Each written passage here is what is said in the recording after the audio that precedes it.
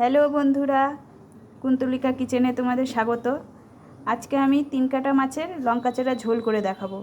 3 কাটা মাছগুলো ভালো করে ধুয়ে লবণ আর হলুদ দিয়ে মেখে রেখেছি, আর এইভাবে আলু আর বেগুন কেটে রেখেছি।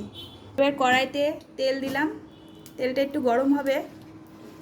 তেল গরম হয়ে গেছে, বেগুন আর আলুটা ভেজে নিতে হবে। আলু আর বেগুন ভাজা হয়ে গেছে, মাছগুলো ভেজে দিব। আমার মাছ ভাজাগুলো হয়ে গেছে। এরপর কড়াইতে 2টো শুকনো লঙ্কা চিড়ে দিতে হবে, 2টো কাঁচা লঙ্কা, মেথি। বন্ধুরা, এই রান্নাতে কিন্তু কোনো মশলা লাগে না, মেথি ফোড়ন দিলেই হয়। তারপর একটু জল দিয়ে কষিয়ে নিতে হবে। হলুদ,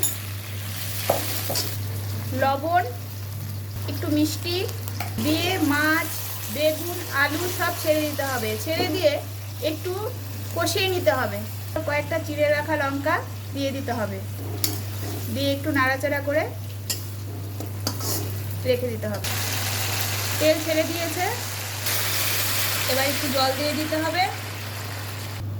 জলটা দেওয়ার পর হালকা করে নেড়ে দিতে হবে। এরপরে 2টো আলু আর 2টো কাঁচা লঙ্কা তুলে নিয়ে একটু এইভাবে করে ডলে নিতে হবে। এই যে এরকম করে ডলে নিতে হবে, ছেড়ে দিতে হবে।